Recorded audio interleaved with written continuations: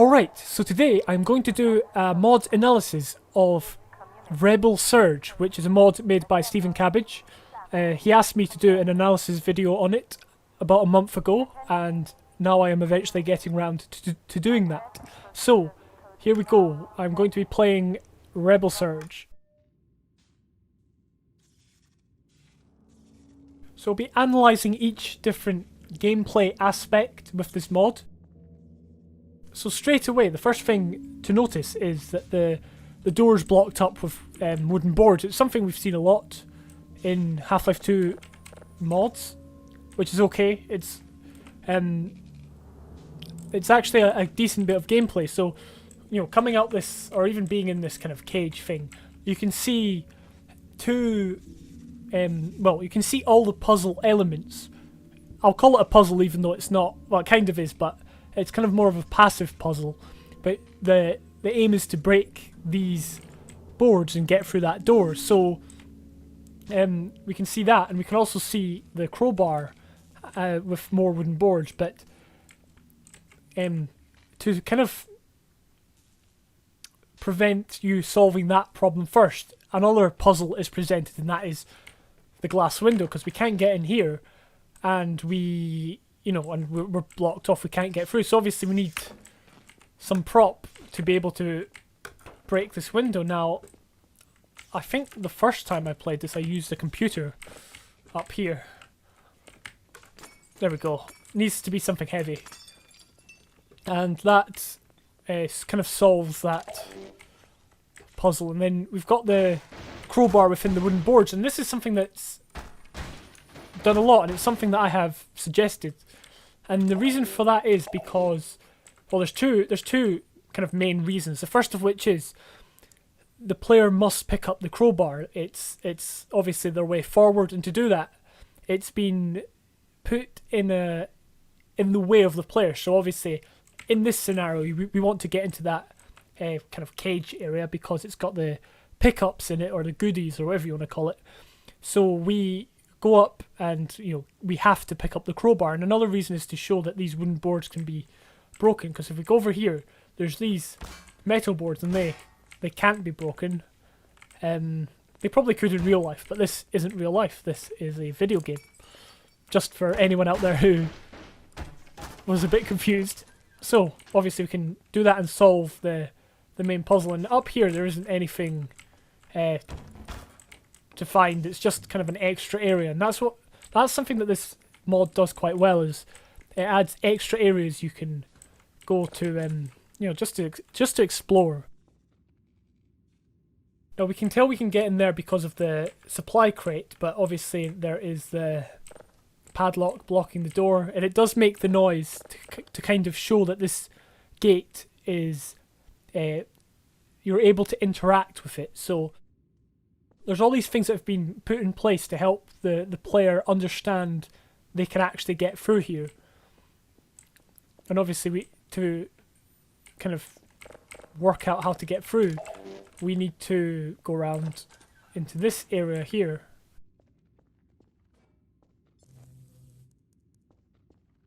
Immediately, as soon as we walk in, we find the gravity gun, but this is only half the problem, because if we go back, we can't, or maybe we can.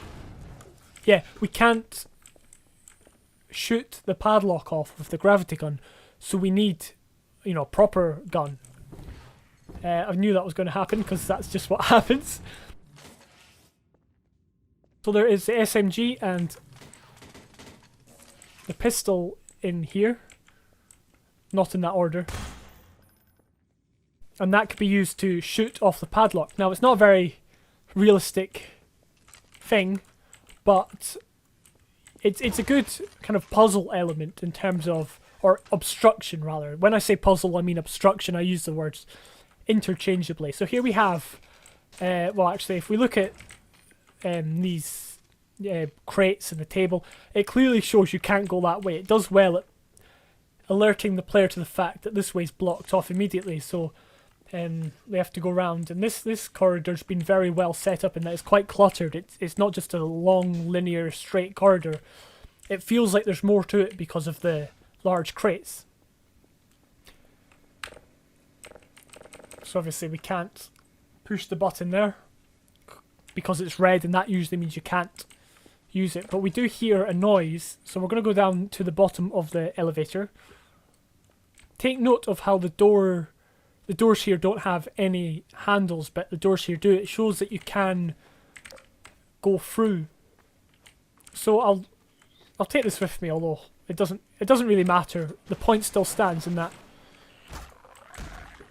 once you get here, you see one of these cog wheel things, and if you've been that way, then, or if you go that way, you can see that it's the same. There's some props that are used as part of the gameplay. This one is not. This is just a normal box, but that cog there is obviously used to power the elevator or control the elevator. Oh, I forgot about this guy. And that's partially why the doors here were wooden, so it could be broken.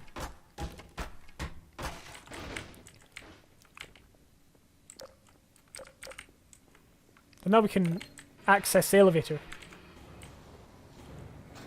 And I will get in, start the button, and we will go up.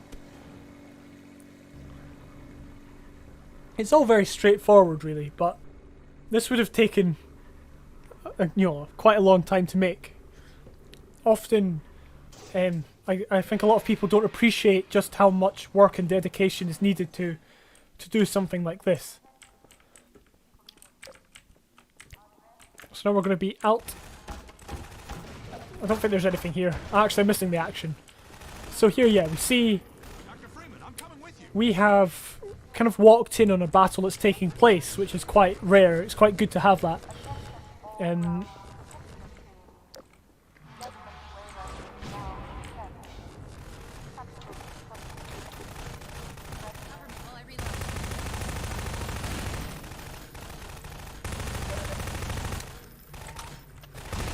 Yeah, so we'll take these guys down and just wait for the Strider noise to pass. So I like the street. I like the way the street's been made, in that if you look over here you can see the tall industrial towers, like the smoke towers or whatever you call them. And if you look over there, you see the... Shut up.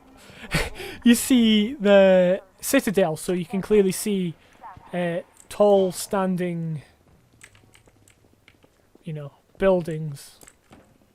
So yeah, towers over there, citadel over there, and if you look in here, you can see the dead bodies of people long gone. I forgot about that. And we can actually use these against the enemies. So here we see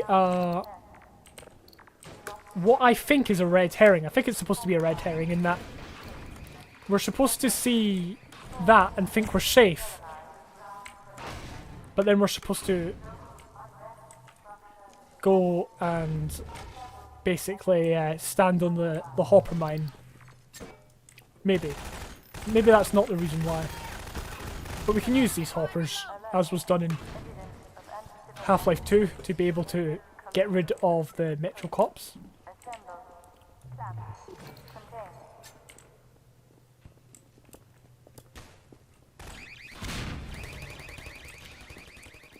Well, I'm going to...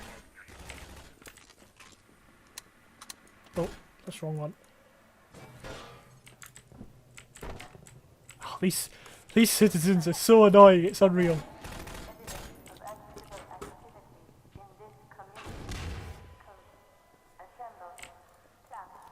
And it's fun to have these things available. So now we're going to come up to a courtyard fight.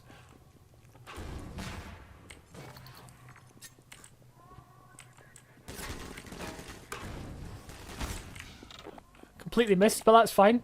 So you see there's plenty of cover. We can duck down behind this wall here. These things are being dropped so that we don't... Well, I think it's so we don't rush them and they don't rush us, basically. It's quite good how they're kind of taking cover as opposed to just running straight towards us.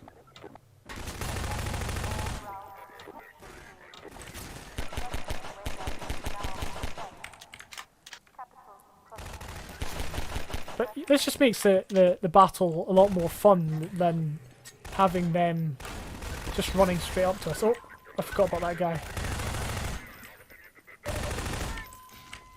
That happened to me the first time I played. Let's get rid of that. So it's a very well set up courtyard fight. And it's good that it's got like the verticality to it. So we're on the high ground here, and then there's an area up here that you can take cover if you want to start pushing the enemy. Because it's good to close ground. I know I make it sound like, you know, you must always be this distance away, but that's not true. It's all a bit, it's not, you know, it's not an exact science. But this kind of demonstrated a very good battle. So I'm going to rush in here and get this, because last time one of them got it, and that was not good. And I was quite angry. Just a bit. Pardon me. Just a little bit. Ha. Should have got an achievement for that. The good thing about this battle is the Combine aren't facing, or that soldier, or Metrocop rather, wasn't facing us. It was, we actually walked into a battle taking place similar to back there with the zombie. And it just shakes things up a little bit. I need my sniper rifle. There we go.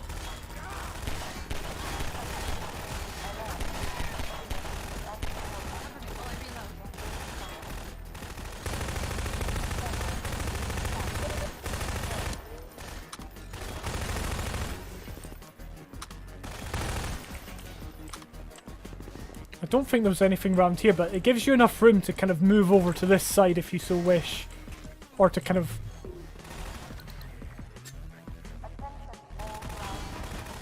grab that so you can dispatch of him with great dispatch.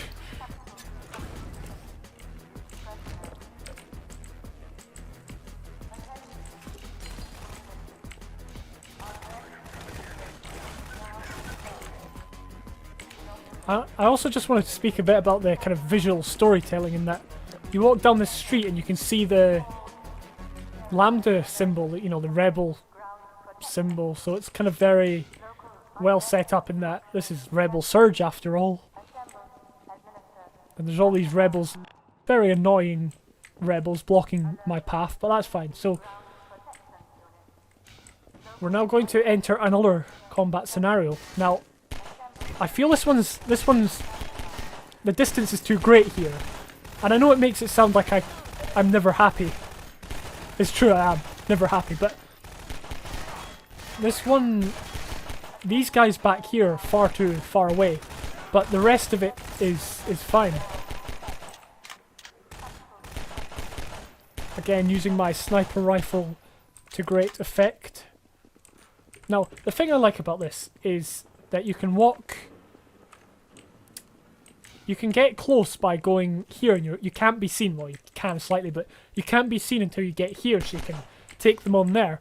Or you can go around this way, and you're more or less completely shielded, except for that guy. You're completely shielded, and you can maybe take them from back here, and it also gives you opportunity to go in here. Like, there's just so many options included in this battle.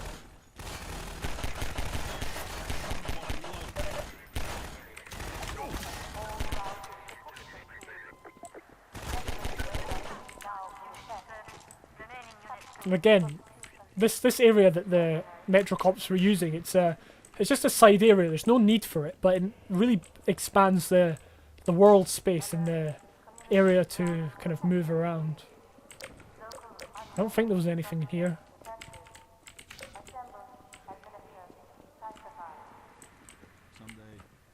Just Houdini chilling out here. That's you all over. Oh.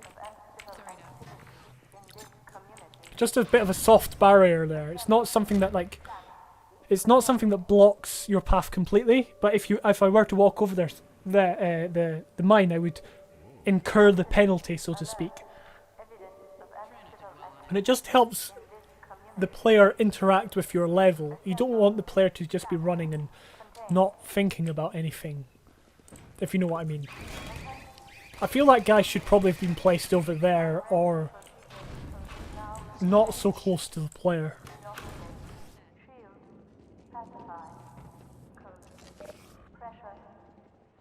It's a minor point. Also, for those people who like to explore, there is an area at the back here, which I think is very good to include, because quite often players, probably myself when I was younger, I just wanted to get the thing done. I just wanted to complete the game, for some reason. So I would just push on as quickly as I could. But for those players who like to explore, they can find stuff, and exploration's a large part of Half-Life, of what Half-Life is, of the gameplay. It's not just shooting enemies. It's the exploration, it's the obstacles and the obstructions and all the other puzzles.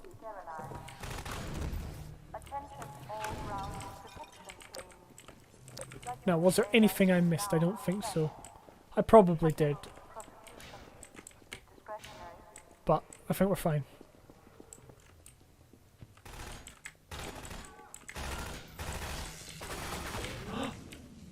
Oh wow, it was